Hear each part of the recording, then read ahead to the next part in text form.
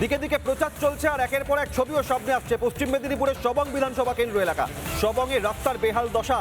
বেহাল কাঁটাখালী রানীচকের 12 কিলোমিটার রাস্তা, খানাখন্দ রাস্তায় দুর্ভোগ জনসাধারণের। টানা 42 বছর ধরে বিধায়ক মানস ভূঁইয়া, এবারেও তৃণমূল প্রার্থী মানস ভূঁইয়া। মানস ভূঁইয়ার এলাকায় রাস্তায় ভগ্ন দশায় ক্ষোভ এলাকাবাসী। 4 দশকের বেশি সময় ধরে 42 বছর ধরে টানা বিধায়ক, কিন্তু 12 কিলোমিটার রাস্তার এই বেহাল দশা। স্থানীয় বাসিন্দাদের কি অভিযোগ, সবংয়ের বাসিন্দারা কি বলছেন দেখুন। রাস্তাটা একটু বহুদিন থেকে খারাপ চলছে। কতদিন ধরে? 2 বছর বেড়া সারানো হচ্ছে না কেন? সারানো হয়তো মাঝে মাঝে টুকু ইটা আজে দিল, এইতে পড়ে দিল, এইতে ভোটে আসছে, এই তো এই করতেছে কাজ। এই যে মানে ভোট আসছে, তাও তো হচ্ছে না রাস্তা। না, তাও হচ্ছে না। আর কিভাবে আপনারা যে এরকম জীবনের এই যেরকম যাওয়া হচ্ছে, রাস্তাটা এরকম হচ্ছে, কাজ হয়নি সেরকম। আপনাদের তো এখানে বিধায়ক দীর্ঘদিন ধরে আছে, কাজ করে? ওই তো কাজ করতেছে, সবাই কাজ করে রে। টানা 42 বছর ধরে বিধায়ক মানস ভূঁইয়া, কিন্তু বেহাল রাস্তার দশা। কাঁটাখালী রানীচকের 12 কিলোমিটার রাস্তার এই দশা, এ নিয়ে কি বলছেন স্থানীয় তৃণমূল বিজেপি নেতৃত্ব দেখুন। আজকে তো 5-7 বছর আমরা ভুগতেছি। কোনো রাস্তা, কোনো রুগী ফুগি নিয়ে যেতে হলে আমাদের প্রচুর কষ্ট হয়।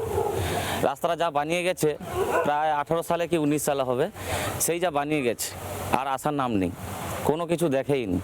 তো মানসবাবু টিভির পর্দায় অনেক ভাষণ দেন। মানসবাবু একবার এসে, এই নির্বাচন তো আছে, হ্যাঁ উনি তো বিধায়ক 42 সাল থেকে, মানে 42 বছর বিধায়ক করতেছেন, বহু লেজকার দিচ্ছেন, কিন্তু এই রাস্তাটা কি আছে না আছে। এখন আমাদের মহারপূর্বের রাস্তা এখনো মাটির বাঁধ আছে, ঢালাই রাস্তা তো দূরের কথা। চারদিকে উন্নয়ন হয়েছে বলেছে, কিন্তু কি উন্নয়ন হয়েছে? ওই পার্টির নেতারা সব উন্নয়ন করেছে, নিজের পকেটে খেয়েছে। এই রাস্তাটা হয়নি, এই কারণে পকেটে ঢুকে যাচ্ছে মানি, সব টাকাটা মানিতে ঢুকে যাচ্ছে, মানে পকেটে ঢুকে যাচ্ছে। আপনারা তো জানেন যে আগের যে গ্রামীণ সড়ক যোজনার যে রাস্তার যে টাকা, সেটা বিজেপি সরকার, যে বিজেপি নেতৃত্বাধীন কেন্দ্রীয় সরকার এখন যে আছে, ওরা দিত 60%, আমাদের রাজ্য দিত 40%। কিন্তু বিগত 2021 সাল থেকেই কিন্তু পুরো টাকা দেওয়া বন্ধ করে দিয়েছে, কিন্তু আমাদের এখান থেকে রাজস্ব নিয়ে যাচ্ছে। এই যে রাস্তাটার কথা বললেন, এটা কিন্তু আমাদের টেন্ডার প্রক্রিয়া হয়ে গেছে। ইলেকশনের যে নির্বাচনী প্রক্রিয়া শুরু হওয়ার জন্যই রাস্তাটা শুরু হয়নি, নির্বাচনের পরেই কিন্তু রাস্তাটা।